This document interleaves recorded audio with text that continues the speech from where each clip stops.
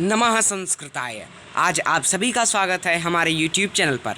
मैं सारस्वत और आप सभी के समक्ष आज शीर्षक है इस वीडियो का वाक्यानि रचयत। संस्कृत में हम कैसे वाक्यों को बनाएं। वाक्यानि रचयत का अर्थ यही है कि संस्कृत में वाक्यों को हम कैसे बनाएं। तो आज हम वाक्यों को बनाना इस वीडियो में समझेंगे। शुरुआत करते हैं। सबसे पहले बेसिक नॉलेज होना चाहिए आपको कि लकार क्या होता है और कितने लकार होते हैं, और फिर कितने वचन होते हैं, कितने पुरुष होते हैं, कितनी विभक्तियाँ होती हैं संस्कृत में। ठीक है, तो यह तब आप समझ पाएंगे कि हम कैसे वाक्यों को बनाएं। लकार का मतलब होता है टेंस, ठीक है, जिसको हम काल भी कहते हैं। ठीक, लट लकार वर्तमान काल, लृट लकार भविष्यत काल, ठीक है, भविष्य काल। लट लकार वर्तमान काल प्रेजेंट टेंस, लृट लकार भविष्य काल यानी फ्यूचर टेंस, और लंग लकार अतीत काल यानी भूतकाल, ये हमारा पास्ट टेंस। लोट लकार अनुज्ञा या आदेश, और विधिलिंग लकार विधि या संभावना, ठीक है, जिसकी हम संभावना जताते हैं। संस्कृते पंच लकाराः भवन्ति। संस्कृत में 5 लकार होते हैं, याद रखिए। और संस्कृते त्रय वचनानां भवन्ति, ठीक है, 3 वचन होते हैं, 3 वचन, 3 पुरुष और 7 विभक्तियाँ होती हैं और 5 लकार होते हैं। ठीक, प्रथम पुरुष, मध्यम पुरुष, उत्तम पुरुष, ये 3 पुरुष होते हैं, और एक वचनम, द्विवचनम, बहुवचनम, ये वचन होते हैं, और 5 लकार होते हैं। लट लृट लंग लोट विधिलिंग लकारः अस्ति। ठीक, और 7 विभक्तियाँ होती हैं, प्रथमा द्वितीया तृतीया चतुर्थी पंचमी षष्ठी सप्तमी, और एक अंत में आता है, उसे हम बोलते हैं संबोधनम। ठीक है, तो अब हम तालिका 1 में देखते हैं, वाक्यानि रचयत का है। और सबसे पहले तो धातु रूप में जो है हम वचनों का तथा पुरुषों का प्रयोग करके धातु रूप को लिखते हैं। ठीक है, तो आप देखिएगा कि ये अगर चार्ट जिसको याद रहेगा, जो इसको समझ लेगा, वही वाक्यों को रच पाएगा। तो पुरुषः एक वचनम में है, प्रथम पुरुष सह या सा। आप सोच रहे होंगे ये 2 ठो है, पर 2 है, पर यहाँ पहला जो है ये हमारा पुल्लिंग के लिए है, और दूसरा हमने जो लिखा है वो हमारा स्त्रीलिंग के लिए है। ठीक, तो पुल्लिंग में सह होगा और स्त्रीलिंग में सा हो जाएगा एक वचन के अंतर्गत।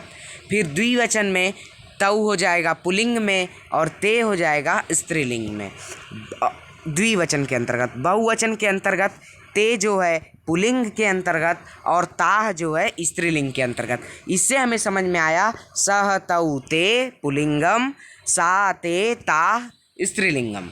ठीक, अब देखिए मध्यम पुरुष में त्वम युवाम यूयम। अब इसका मतलब होता है कि एक वचन है तो कर्ता एक ही होगा, द्विवचन में 2 लोग काम कर रहे होंगे, और बहुवचन में सभी लोग काम कर रहे होंगे। तो इसीलिए त्वम का मतलब तुम, युवाम का मतलब तुम दोनों, और यूयम का मतलब तुम सब। इसी तरह वह, वे दोनों, वे सब, और अहम आवाम वयम, ये सबसे लास्ट में आता है। मैं, हम दोनों, हम सब। ठीक है, ये सबसे अंत में आता है। आप ये भी याद रख सकते हैं कि अंग्रेजी सबसे पहले IVU दे शुरुआत करती है, लेकिन संस्कृत सबसे पहले दूसरों को सम्मान देती है, फिर जो है अहम आवाम वयम अपने आप को सम्मान देती है। इस तरह से आपको जो है बिल्कुल आसान हो जाएगा। ये कोई किसी की भाषा को लेकर ये कोई है नहीं। ठीक है, अहम आवाम वयम, मैं, हम दोनों और हम सब। ठीक, तो ये आपको समझ में आया। अब इसी के साथ साथ सा ते ताः, यहाँ पे देखिए लिखा भी है, सा ते ताः स्त्रीलिंगे कर्ताः भवन्ति प्रयुक्ता च। ठीक है, ये जो है सा ते ताः, ये स्त्रीलिंग के कर्ता के साथ जो है प्रयुक्त होगा। अब देखिए तालिका नंबर 2 में लट लकार का एक हमने धातु रूप लिख रखा है पठ धातु। ठीक, प्रथमा पुरुष, ये देखिए धातु रूप की ही तरह ये जो है हमारा तालिका 1 भी थी। अब इसी तरह जो है हमारी ये भी तालिका रहेगी। तो प्रथम पुरुष में आता है पठति पठतः पठन्ति, पठसि पठतः पठत, पठामि पठावः पठामः। ठीक है, आप विसर्ग तथा हलंत का हमेशा बारंबार ध्यान रखें कि ये कभी गलत नहीं होना चाहिए। ठीक है, अब पठतः है पठतः और यहाँ पठत। अब आप अगर गलत लगा दोगे, विसर्ग नहीं लगाएंगे, तो ये लगेगा बहुवचन का है, आपका जवाब जो है वो गलत हो जाएगा। ठीक, तो इस तरह से आपको विसर्ग तथा हलंत का संस्कृत में बहुत ही ध्यान रखना है। ठीक है, जैसे अब देखिए पठति पठता पठन्ति, पठसि पठता पठत, पठामि पठावः पठामः। ठीक है, आप जो उच्चारण करोगे वही लिखोगे तथा वही समझोगे। अब देखिए एक मैं आपको सिंपल सा तरीका बताता हूँ इसको याद करने का। ति तह अंति। ठीक, पठत पठ में अगर ये सब जोड़ देंगे तो ये बन जाएगा से थ थ, आमि आवह आमः। ये लट लकार का कोई भी धातु होगी उसमें जो है ये प्रयुक्त हो जाएगा। अब हम पिब की देख लेते हैं। पिब, पिब मतलब होता है पीना। ठीक, पिबति पिबतः पिबन्ति, पिबसि पिबतः पिबत, पिबामि पिबावः पिबामः। ठीक, गमिश, गच्छति गच्छता गच्छन्ति, गच्छसि गच्छता गच्छत, गच्छामि गच्छावः गच्छामः। ठीक, इस तरह से जो है हम बहुत सब कुछ इसी के समक्ष हम जो है प्रयुक्त कर सकते हैं। ठीक, एक की तरह ही हम और सभी को भी बना सकते हैं, कर सकते हैं। अब हम वाक्यों को देखेंगे। ठीक है, वाक्य। अब यहाँ तक जो है इतना हमने पुल्लिंग स्त्रीलिंग में बांट रखा है। वह पढ़ता है तो सह पठति। कैसे पता चला? तो आप कहोगे कि यहाँ से हमने सह उठाया और यहाँ से पठति। अगर सह पठतः लिख देते या और सारी धातुएं लगा देते तो ये गलत हो जाता। सह जो पहले देखिए, आपको देखना है कौन सा लकार है, फिर आपको देखना है कौन सा पुरुष है, कौन सा वचन है, वही आप क्रिया लगाओगे। ठीक है, जैसे इंग्लिश में हम कुछ भी यस और ईएस ऐड करते हैं, फर्स्ट सेकेंड फॉर्म ऐड करते हैं, उसी तरह संस्कृत में हमें पुरुष तथा वचनों का ध्यान रखना होता है। अब देखिए, वह पढ़ती है तो क्या होगा? वह पढ़ती है तो वह क्या है? एक वचन है। ठीक, एक वचन हमको क्या चला? मालूम पड़ा। अब सा पठती, तब भी सा के साथ भी पठती लगेगा। अब इन दोनों के साथ जो है पठता लगेगा और इन दोनों के साथ भी पठन्ति लग जाएगा। अब आगे हम वाक्यों के प्रयोग को देखते हैं।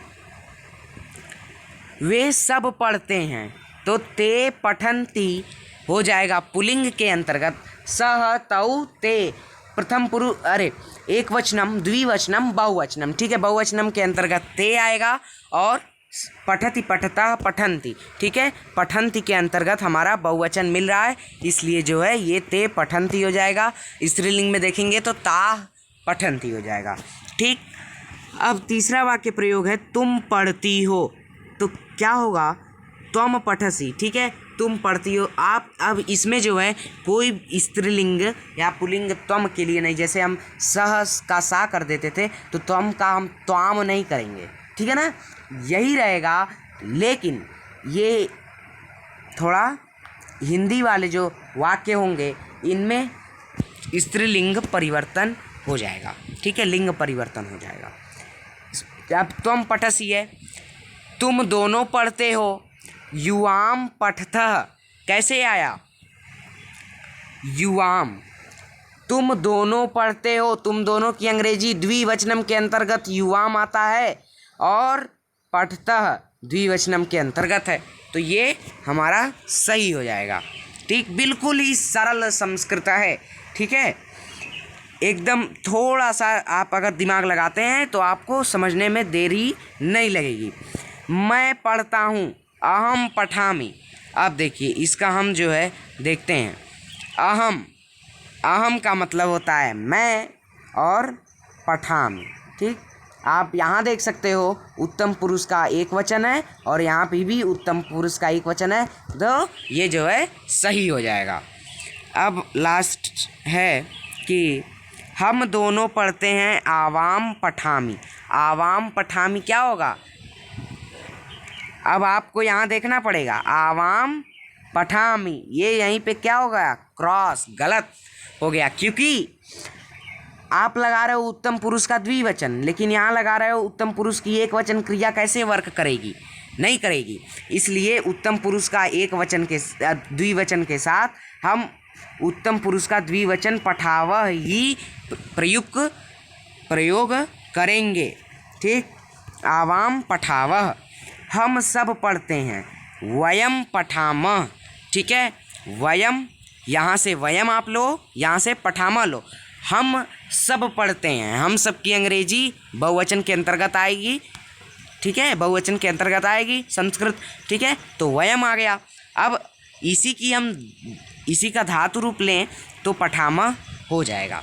ठीक, अब है तुम सब पढ़ते हो, तो यूयम पठत, तुम सब पढ़ते हो के अंतर्गत यूयम पठत आ जाएगा। ठीक है, तो आज ये जो है हमने सीखा कि किस तरह से हम वाक्यों को करेंगे। आप इन टेबल्स का स्क्रीनशॉट ले लें, जिससे ये आप समझ लें कि पूर्णतः ये किस प्रकार से होगा।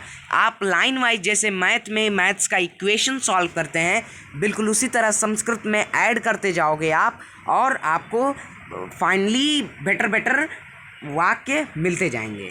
ठीक है, आई होप आप जो है आज वाक्यानि रचयत वाले टॉपिक को समझे होंगे, और कोई भी अभी भी डाउट क्वेरी रह गई है, आपकी क्वेश्चंस कुछ पूछने हैं, तो कमेंट बॉक्स में ज़रूर कमेंट करें। कुछ समझ में ना आया इसके लिए भी आप कमेंट करें और फीडबैक ज़रूर दें।